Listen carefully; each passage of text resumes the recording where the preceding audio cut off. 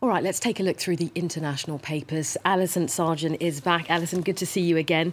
Now, let's start this time in Brazil with revelations that President Michel Temer paid the former Speaker of the lower house of Parliament some hush money, you might say, to keep him quiet in the midst of a corruption inquiry. That's right, Rochelle. These revelations were made by the Brazilian paper O Globo, and that article is still up front and center on their homepage. And we can see in that image Michel Temer and a man named Josely Batista, who's an executive from the meatpacking company JBS. Now, he and his brother are actually the ones who provided the evidence of these payments as part of a plea bargain. And in this article, O Globo describes a very dramatic scene as they arrived at the courthouse to provide this evidence, and the newspaper calls it the final act of an atomic bomb that will explode all over the country. And it has exploded all over the country. We saw that protesters have come out into the streets in multiple cities after the news broke. The Brazilian paper Estado reports on protests that were outside of the president's office in Brasilia, and about 200 people turned up. They were chanting out Temer. Police just had to disperse them ultimately with pepper spray.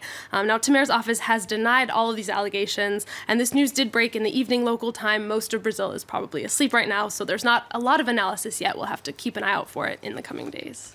Keep a beady eye on that story. Moving on to the US, where another president, incidentally, is accused of trying to silence investigators. The latest in the saga surrounding Trump's Russia ties is that the Justice Department has named a special counsel, if you will, to lead the Russia probe.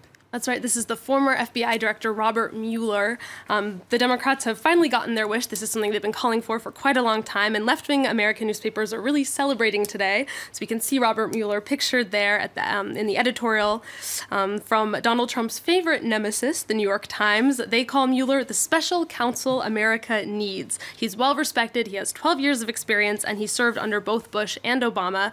The New York Times is particularly glad that the investigation will continue under the leadership of a former FBI director, who they say, unlike James Comey, the president cannot fire. Now, that is actually exactly what the problem is, according to the Wall Street Journal. The conservative paper worries that Mueller could end up abusing his powers because he will be politically unaccountable. They say in order to justify his existence, he'll be under pressure to find problems and to indict politicians just to prove that he needs to be there. And he's also close to former FBI Director James Comey, who we know the administration fired. So the Wall Street Journal warns all of those who are implicated in these investigations that they need to think about lawyering up. This firestorm in the US could yet get a lot messier, Alison.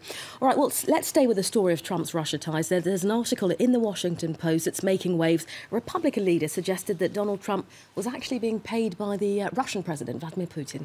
Right, this comment was made by Kevin McCarthy, the Republican House Majority Leader. He said this a year ago, just after the news broke out that Russian hackers had tapped into the network of the Democratic National Committee. And he said it while he was joking around with fellow Republicans, just that he thinks Putin pays Donald Trump. Now, House Speaker Paul Ryan was there, and he broke off the conversation and told the group of Republicans to keep quiet about it. He said it's in the family, it should stay in the family, and as we see, that secret lasted just about a year. So in the U.S. press, also today, we see a lot of headlines about Republicans who are starting to turn their backs on Donald Trump, and we can see that illustrated pretty well today in a cartoon from the Washington Post. We see that the elephant, the symbol of the Republican Party, seems to be thinking about maybe dropping Donald Trump off of that cliff, and Trump is saying, "I did not say, I hope you can let this go," which of course are the words that he denies ever saying to James Comey. The good news for Donald Trump, though, is that he's going to get to escape from his problems at home with his first trip abroad. He'll be leaving tomorrow for the Middle East. And you can see in today's New Yorker cartoon, Trump there, he is boarding Air Force One, and he says, "I bet Obama never had huge cheering crowds like this when he left the country." All right, well, moving on from presidents to royalty, the Japanese princess plans to marry a commoner, and this is something that's causing quite a stir. It is. This is the Princess Mako, and under Japanese law, her decision actually means that she's going to have to relinquish her royal status. You can read about it today in the Asahi Shimbun. Princess Mako is pictured there. She's the second one from the right.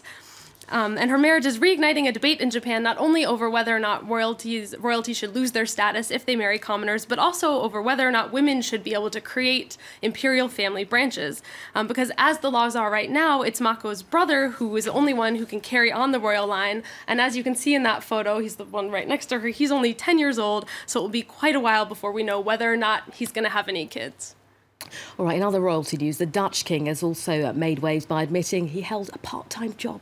That's right. He's an airline pilot, or rather a co-pilot. This is King Willem-Alexander. He's admitted that he flew for KLM twice a month for more than 2 decades. He says he enjoys flying because it's relaxing and you can't take your problems from the ground into the skies.